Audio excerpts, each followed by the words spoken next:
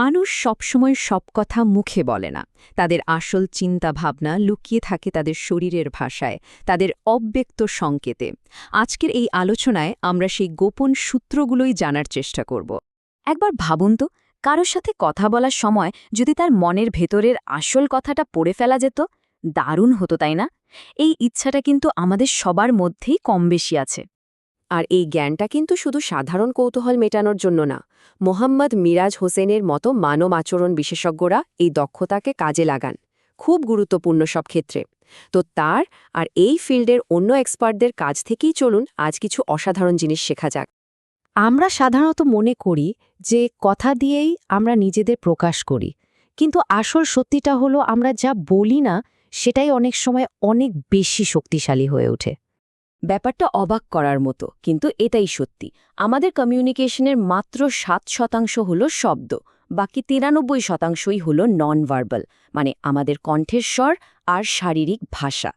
তার মানে আমরা যখন শুধু কারো কথা শুনি, তখন তো আমরা আসল বার্তার প্রায় পুরোটাই মিস করে যাই।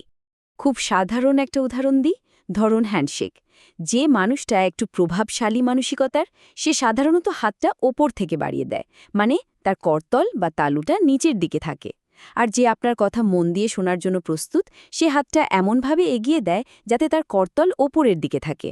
দেখুন, ছোট্ট একটা ভঙ্গি, কিন্তু এটা মানুষের মানসিক অবস্থা অনেকটাই প্রকাশ করে দেয়। আচ্ছা, এবার একটা দারুণ ব্যাপার নিয়ে কথা বলা যাক। আমরা তো জানি যে আমাদের মন আমাদের শরীরকে নিয়ন্ত্রণ করে, কিন্তু এর উল্টোটাও কি সত্যি? মানে আমাদের শরীরও কি আমাদের মনকে নিয়ন্ত্রণ করতে পারে? উত্তরটা হলো হ্যাঁ, পারে। এর পেছনে কিন্তু বেশ শক্ত বৈজ্ঞানিক ভিত্তিও আছে। এ ব্যাপারটাকে বলা হয় পাওয়ার পোজিং। চলুন দেখি এটা ঠিক কিভাবে কাজ করে। যে কোনো দরকারি মিটিং বা মানসিক চাপের কোনো পরিস্থিতির আগে মাত্র 2 মিনিটের জন্য এই হাই পাওয়ার পোজগুলো চেষ্টা করে দেখা যেতে পারে। যেমন ধরুন, সুপারহিরোদের মতো কোমরে হাত দিয়ে সোজা হয়ে দাঁড়ানো। আর এর ফলাফল এক কথায় অবিশ্বাস্য। মাত্র 2 মিনিটে টেস্টোস্টেরন, যেটা কিনা নেতৃত্ব আর শক্তির হরমোন, সেটা 20% পর্যন্ত বেড়ে যায়। আর কর্টিসল, মানে আমাদের স্ট্রেস হরমোন, সেটা 25% কমে যায়। কিন্তু এর উল্টোটাও কিন্তু একদম সত্যি।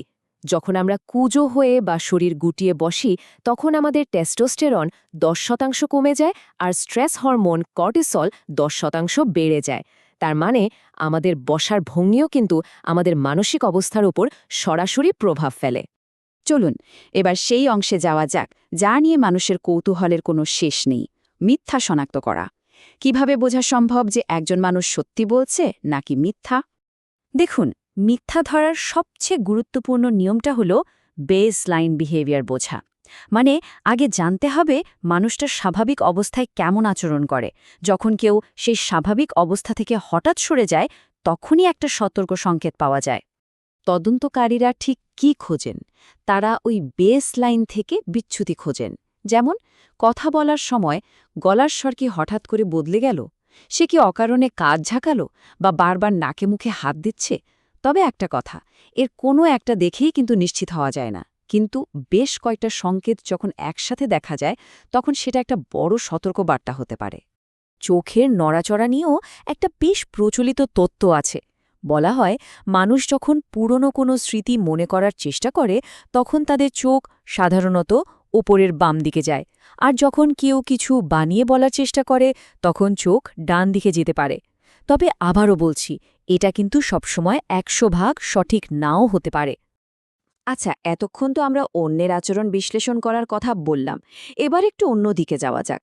কিভাবে আমরা নিজে থেকে মানুষের সাথে একটা গভীর সংযোগ তৈরি করতে পারি? এর পেছনের বিজ্ঞানটা হলো মিরর নিউরন। আমাদের মস্তিষ্কের এই বিশেষ কোষগুলোর কারণেই আমরা তাদের সাথে সহজে একটা সংযোগ অনুভব করি, যারা আমাদের মতো আচরণ করে বা আমাদের সাথে তাল মেলায়। এর জন্য দুটো খুব শক্তিশালী কৌশল আছে: ম্যাচিং এবং মিররিং। যখন খুব সূক্ষ্মভাবে কারো শারীরিক ভঙ্গির নকল করা হয়, তখন তাদের অবচেতন মনে একটা বিশ্বাস এবং সখ্যতার সম্পর্ক তৈরি হয়ে যায়। চলুন এতক্ষণ যা যা জানলাম সেগুলোকে একটা বাস্তব ক্ষেত্রে প্রয়োগ করে দেখা যাক। যেমন ধরুন, চাকরির ইন্টারভিউয়ের সময় সঠিক মানুষটিকে বেছে নেওয়া। বিশেষজ্ঞদের মতে সঠিক কর্মী বাছাই করার জন্য শুধু তার সিভি বা ডিগ্রি দেখাই যথেষ্ট নয়, বরং তার আসল মোটিভেশন কি, তার মানসিক দৃঢ়তা কেমন, আর সে সমালোচনা নিতে পারে কিনা এগুলো যাচাই করা কিন্তু ভীষণ জরুরি।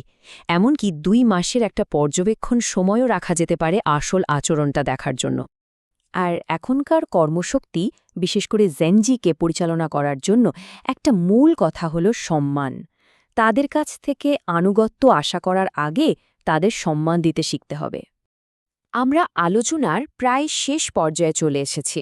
এখন প্রশ্ন হলো, এই যে এত দ্রুত সবকিছু বদলে যাচ্ছে, আর্টিফিশিয়াল ইন্টেলিজেন্সের যুগ আসছে, এই সময়ে মানুষের সবচেয়ে বড় শক্তি বা সবচেয়ে মূল্যবান দক্ষতা কি হতে চলেছে? বিশেষজ্ঞের উত্তরটা কিন্তু খুবই গভীর। তার মতে সবচেয়ে মূল্যবান দক্ষতা হল মানসিক সুস্থতা বা সাইকোলজিক্যাল ফিটনেস, মানে চরম প্রতিকূলতার মাঝেও মানসিকভাবে স্থির থাকার ক্ষমতা। আর এই আলোচনাটা শেষ করছি একটা শক্তিশালী উপমা দিয়ে। বলা হচ্ছে, ভবিষ্যতে মানসিকভাবে সুস্থ একজন মানুষ খুঁজে পাওয়াটা বিশুদ্ধ পানি খুঁজে পাওয়ার মতো কঠিন একটা ব্যাপার হয়ে দাঁড়াবে। এটা আমাদের সবার জন্য একটা গভীর চিন্তার বিষয়, তাই না?